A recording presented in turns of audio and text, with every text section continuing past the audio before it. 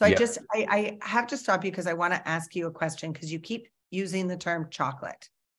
Chocolate, Yes. chocolate, chocolate. So the frustration that I have is like, that's not all chocolate is created equal.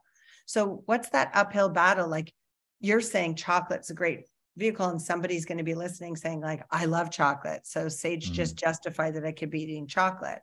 So it's like this label, but we misunderstand it. We bastardized it so much, right?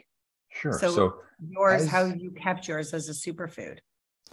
as with any product out there, whether it's computer programs, construction materials, or food, there's going to be many levels of quality. On one end of the spectrum, you might have something that is grown on a plantation in Africa in soil that's kind of devoid of minerals and has been taken advantage of with questionable labor sources.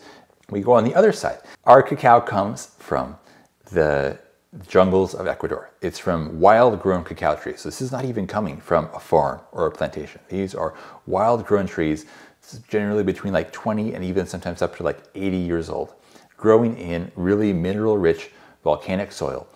And just wild grown is something always interesting to look for in food because it takes a different genetic robustness for something to grow and thrive in the wild where everything wants to kill you and everything is competing with you for nutrients, as opposed to growing on a farm where everything is kept cleared away from you. You know, chemicals or maybe other means are used to keep the bugs from eating you. If a plant is able to thrive in the wild, that's something that I'm very interested in. And resilience, right? Exactly, yes. And then it is harvested and then fermented in very small batches, so the quality is able to be very carefully controlled. And almost all chocolate products out there have these compounds in them called mycotoxins. And these are basically byproducts, metabolic byproducts, aka poop, of mold. And this is something that some people are more sensitive to than others, but it's never good for you. Our cacao is very special and unique in that it is third-party lab tested to be mycotoxin free. And then from there, most cacao goes into the roasting process. And there are certain arguments for maybe some benefits of roasting, but you're also diminishing levels of certain really beneficial active compounds in the cacao and certainly eliminating a lot of the enzymes that are naturally occurring in there. Ours is sun-dried, not roasted, so you're really protecting the natural integrity of the plant.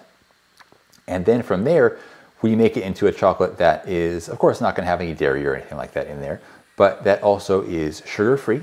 So one thing that I realized when I was getting into chocolate in my early days and trying what else was out there, there were some great ones, but eventually you would hit a certain point where it's like, okay, this is too much sugar, so I have to stop. Even though the cacao that's in here is really good, even if it was like a maple sugar or coconut palm sugar, you can only take so much of that stuff before it starts to have some negative effects. So I wanted to create something that was sugar-free to remove that boundary so you can enjoy more chocolate, because who doesn't want to do that?